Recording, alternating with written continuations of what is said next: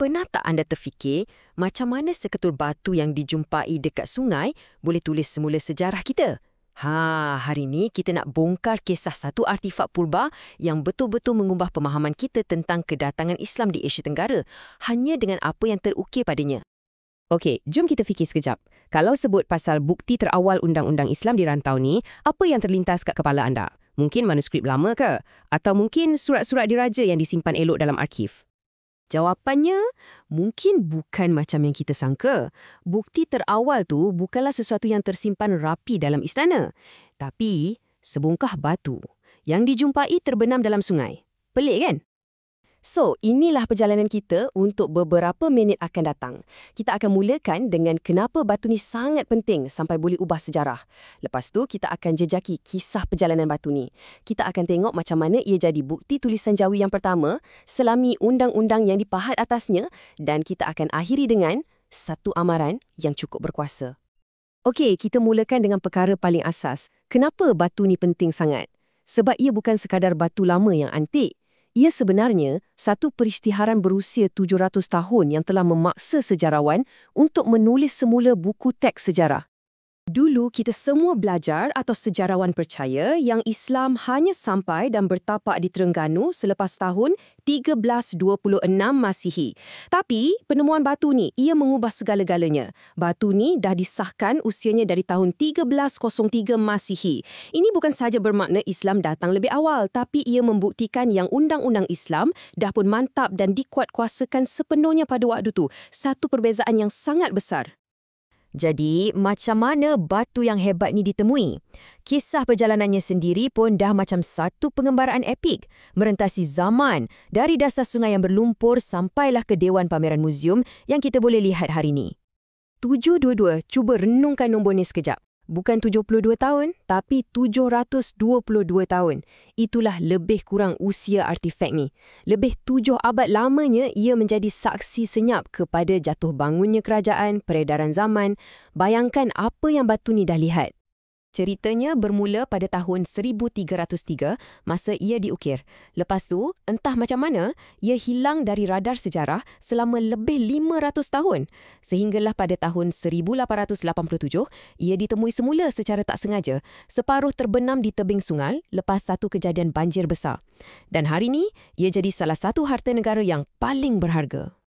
Tapi kehebatannya bukan setakat sejarah je. Dari segi bahasa pun, batu ni ibarat sijil kelahiran fizikal untuk tulisan Jawi.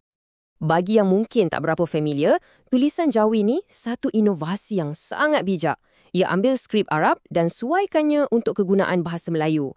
Dan batu inilah bukti fizikal paling awal yang kita ada tentang penggunaan tulisan Jawi di seluruh Nusantara. Dengar ayat yang dipahat pada muka pertamanya. Asa pada Dewata Mulia Raya, beri hamba meneguhkan agama Islam. Ayat ni bunyinya sangat berkuasa kan? Ini bukan nota biasa. Ini adalah satu deklarasi, satu pengisytiharan rasmi dari seorang pemerintah tentang misinya, macam titah diraja yang diabadikan atas batu. Okey, jadi apa sebenarnya undang-undang yang tertulis kat batu ni? Kandungannya ni macam satu mesin masa. Ia bagi kita gambaran yang sangat jelas tentang macam mana kehidupan masyarakat pada abad ke-14. Dan isinya memang sangat komprehensif. Ia merangkumi hampir semua benda, daripada soal kuasa agama, urusan hutang piutang, sampailah ke jenayah macam zina. Malah, ia siap perincikan denda dan hukuman untuk setiap kesalahan. Senang cerita, ia macam sebuah kanun jenayah yang lengkap untuk zaman itu. Dan undang-undang ni nampaknya dikuatkuasakan dengan sangat serius. Dengar petikan dari muka kedua batu ni yang cerita pasal hukuman untuk kesalahan zina. Ayatnya sangat terus terang, sangat tegas, tak ada ruang untuk tafsiran lain. Hukuman pula dibezakan dengan sangat jelas ikut status perkahwinan. Kalau pesalah tu belum berkahwin, hukumannya 100 kali sebatan. Tapi, kalau pesalah tu dah berkahwin, hukumannya jadi jauh lebih berat, seperti yang diperincikan dengan jelas pada batu tersebut. Ini membawa kita kepada satu persoalan yang sangat menarik. Dalam sistem perundangan ni, adakah keadilan itu buta? Maksudnya, adakah semua orang, tak kira kaya atau miskin, dilayan sama rata? Jawapannya, nampaknya tidak. undang-undang ni betul-betul mencerminkan struktur sosial masyarakat zaman itu. Kalau kita tengok dekat sini, denda untuk kesalahan yang sama berbeza ikut status. Seorang menteri kena bayar denda paling tinggi, diikuti oleh golongan tetua atau orang-orang besar, dan akhir sekali barulah orang biasa. Jelas sekali status sosial anda pada masa itu menentukan harga yang perlu anda bayar, sekaligus mengukuhkan lagi hierarki dalam masyarakat. Akhir sekali, mesti kita tertanya-tanya kan, dengan undang-undang yang begitu terperinci dan hukuman yang berat, macam mana pemerintah nak pastikan semua orang patuh? Macam mana nak kuat-kuasakannya? Nah, jawapannya ada pada amaran terakhir yang dipahat pada batu tu. Inilah mekanisme penguatkuasaan zaman itu.